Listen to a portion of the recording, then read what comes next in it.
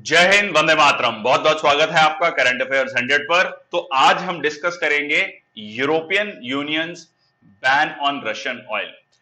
यूरोपीय संघ ने रशिया से ऑयल जो आयात करते हैं उसको बंद करने का निर्णय लिया है। देख लेते हैं न्यूज क्या है। First of all, a warm welcome for everyone. So EU on May 30 reached an agreement to ban 90% of the Russian crude oil imports.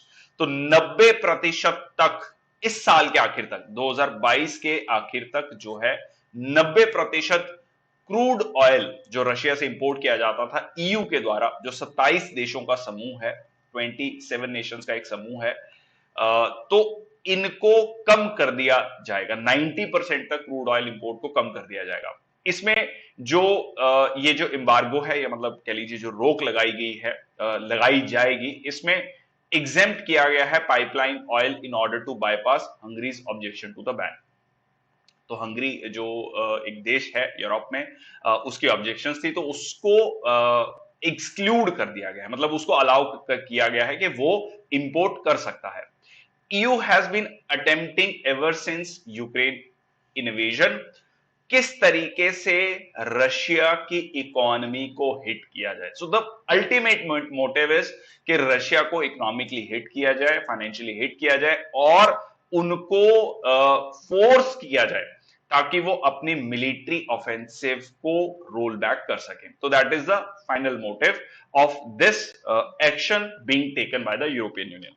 आगे देखते हैं। So the exemption for the pipeline import was made on the logic. जो ये exemption की हमने बात करी, तो इसमें मेनली 3 देश हैं, हंगरी, चेक रिपब्लिक, स्लोवाकिया। यहां पर आप देख सकते हैं चेक रिपब्लिक, स्लोवाकिया एंड हंगरी। तो यहां पर आप देख सकते हैं कि ये तीनों देश ही लैंडलॉक्ड देश हैं। लैंडलॉक्ड का मतलब ये चारों तरफ से बाकी देशों से घिरे हुए हैं, इनके पास कोई भी पोर्ट का एक्सेस नहीं है। सो विच आर हेविली डिपेंडेंट, ये सारे के सारे जो लैंडलॉक्ड देश हैं, ये बहुत हेविली डिपेंडेंट है रशियन पाइपलाइन ऑयल पर। इनके पास कोई भी रेडी ऑप्शन नहीं है कि ऑल्टरनेटिव सोर्स पर स्विच हो सके in the absence of ports. तो अभी के लिए इनको जो एग्जेम्पशन दे दिया गया है, बट बाकी देश जिनके पास ऑप्शंस हैं वो रशिया से तेल का आयात नहीं करेंगे, कच्चे तेल का आयात नहीं करेंगे। ठीक है। अगर आप बात कर लेते हैं तो what about the import of Russian gas. तो रशिया से बहुत हद तक गैस इंपोर्ट किया जाता है। अगर आप बात करें तो पूरे यूरोप का अराउंड 40% नेचुरल गैस इंपोर्ट किया जाता है सिर्फ और सिर्फ रशिया से। इस पर कोई बात नहीं की है, मतलब इसको एग्जेम्प्ट रखा गया है। गैस को इंपोर्ट करता रहेगा ईयू, और ये आप कह सकते हैं कि ये जो इंबार्गो है ये सिर्फ ऑयल तक सीमित है, कच्चे तेल तक सीमित है। रशियन गैस बहुत इंपॉर्टेंट है। अगर आप देखेंगे यूरोप में जनरली ठंड रहती है, तो वहां के बहुत सारी इंडस्ट्रीज में, घरों में, घरों को गर्म करने के लिए बहुत सारी एप्लीकेशन है जिनमें ये रशियन गैस यूज होता है। So compare to the Russian oil, Europe's dependence on Russian gas is much greater, but the Europe will continue to pay Russia for gas imports.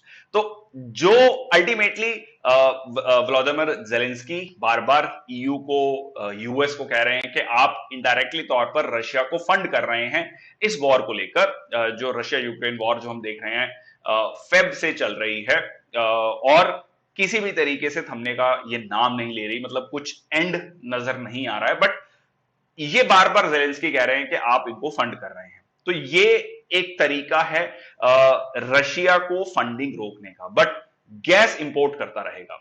Since crude is more expensive, crude oil ज्यादा expensive है, तो ये Russia के revenues को definitely hit करेगा।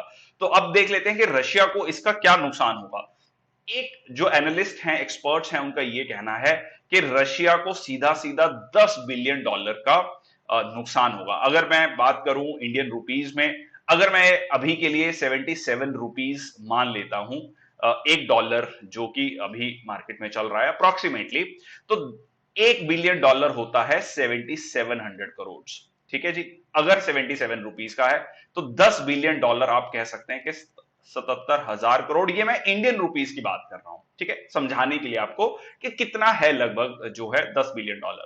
So given the Russia's limited storage infrastructure, तो सीधा सीधा इनको अपनी डिमांड अगर कम होगी तो इनको अपनी प्रोडक्शन भी कम करनी पड़ेगी। एक्सपर्ट्स का कहना है कि रशिया को 20 to 30% अपनी प्रोडक्शन कम करनी पड़ सकती है। और इसके अलावा अगर बात करें तो announcement of the EU ban caused an immediate surge in the oil prices. सीधा सीधा ऑयल प्राइसेस का दाम बढ़ गया। क्यों? क्योंकि अब सीधा सीधा कह सकते हैं कि डिमांड बढ़ गई बाकी देशों से ऑयल की। इस कंटेक्स्ट में रशिया जो है ऑफर कर रहा है डिस्काउंटेड ऑयल। पहले ही भारत डिस्काउंटेड ऑयल ले रहा है। अगर आप देखेंगे जब वॉर शुरू हुई थी तब रशिया से जो हम तेल आयात कर रहे थे, मैं भारत की बात कर रहा हूं, पूरे के पूरे जो हम तेल आयात कर रहे थे उसका 1% से भी कम हम रशिया से आयात कर रहे थे। अब जो है वो लगभग 17% के लगभग चल रहा है। हमें 30 से 35 डॉलर पर बैरल का जो है एक डिस्काउंट दिया जा रहा है। और India has found it convenient to make most of the cheap Russian crude oil. तो हमने शुरू से ही एक न्यूट्रल स्टैंड रखा और हमने रशिया से तेल आयात करते जा रहे हैं।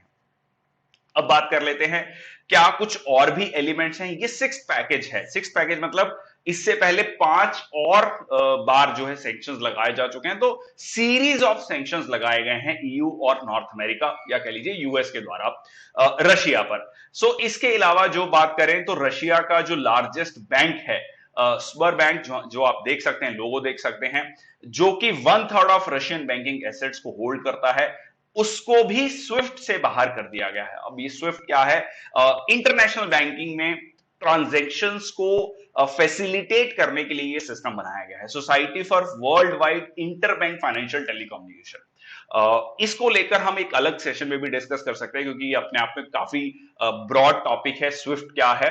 बट अभी के लिए इतना समझ लीजिए कि अंतरराष्ट्रीय स्तर पर जो बैंक्स हैं वो इस सिस्टम के थ्रू ट्रांजैक्शंस को फैसिलिटेट करते हैं। ठीक है जी। चलिए, अब ban on 3 Russian owned broadcasting networks from the EU. 3 Russian broadcasting networks को भी बैन कर दिया गया है। और उन इंडिविजुअल्स जो कि रिस्पॉन्सिबल हैं वॉर क्राइम्स के लिए यूक्रेन में, उन पर भी सैंक्शंस लगाए गए हैं। नॉट जस्ट जो वॉर क्राइम्स के लिए आप कह लीजिए कि मिलिट्री एग्रेशन में इन्वॉल्व हैं, फाइनेंशियली या मटेरियली सपोर्ट कर रहे हैं रशिया को, इन सब पर ये सैंक्शंस लगाए गए हैं। और जो रिस्पॉन्सिबल हैं for implementing actions which undermine the territorial integrity. ठीक है जी। अखंडता को, एकता, अखंडता, संप्रभुता को चैलेंज कर रहे हैं, सॉवरेनिटी, इंडिपेंडेंस ऑफ यूक्रेन, और who benefits from these actions, उन सब पर सैंक्शंस लगाए गए हैं। ठीक है। तो सैंक्शंस जो इंडिविजुअल सैंक्शंस हैं उनमें सब लोग आ रहे हैं, उनमें मिलिट्री पर्सनल भी हैं, फाइनेंशियल जो बिग प्लेयर्स हैं वो भी, बिजनेसमैन भी इसमें इंक्लूडेड किए गए हैं। चलिए, उसके अलावा अगर मैं बात करूं, EU based firms offering insurance, financing, broking और any other technical services, EU की जो कोई भी ऐसे फाइनेंशियल इंस्टीट्यूशंस हैं जो इनडायरेक्टली सपोर्ट कर रहे हैं, डायरेक्टली या इनडायरेक्टली सपोर्ट कर रहे हैं रशिया को, उन पर भी कह सकते हैं कि बैन लगाने की बात की गई है इसमें, related to transport of oil to the Russian ships. देखिए, अंतरराष्ट्रीय स्तर पर जब एक शिप तेल लेकर जाता है एक देश से दूसरे देश, तो उसमें इंश्योरेंस होती है। ठीक है। Obviously a measure that aimed at curbing Russia's ability to divert its oil to non-EU destination, ताकि वो अपना तेल बाकी देशों को भी ना बेच पाए। ठीक है जी। ओके, अब कुल मिला के इसको कंसोलिडेट कर लेते हैं कि क्या क्या एक्शंस लिए गए हैं। A ban on import of Russian oil, but इसमें रशियन गैस एक्सक्लूडेड है, तो इसको 90% तक कम किया जाएगा बाय 2022। अच्छा, इसमें एक अच्छी बात जो निकल कर आई है इन सारी की सारी चीजों में, जैसे कहते हैं कि 1973 में, 1970s में जो ऑयल क्राइसिस हुआ था, उसके बाद दुनिया को लगा कि ये क्राइसिस, उस क्राइसिस का जो एक कंक्लूजन निकला है, कह लीजिए उसका एक निष्कर्ष निकला, वो ये था कि एनर्जी एफिशिएंट अप्लायंसेस की बात की जाने लगी। जो व्हीकल्स थे उसमें एफिशिएंसी को ज्यादा फोकस किया जाने लगा। किस तरीके से हम एफिशिएंसी को इंप्रूव कर सकते हैं, उतने ही तेल में ज्यादा किलोमीटर गाड़ी चले, सिंपल भाषा में समझे, एवरेज कैसे बढ़ाई जाए, इस पर फोकस होने लगा। अब इस बार जो है, जो ये रशिया यूक्रेन वॉर चल रहा है और all time high oil prices हो गए हैं, और ये रशिया ऑयल पर जो कम करने, डिपेंडेंस कम करने की बात की जा रही है, इसका ऑल्टरनेटिव जो है वो कहा जा रहा है कि रिन्यूएबल एनर्जी को बढ़ावा दिया जाएगा। कहां पर? यूरोप में। तो ये एक कह सकते हैं ब्लेसिंग इन डिस्गाइज है।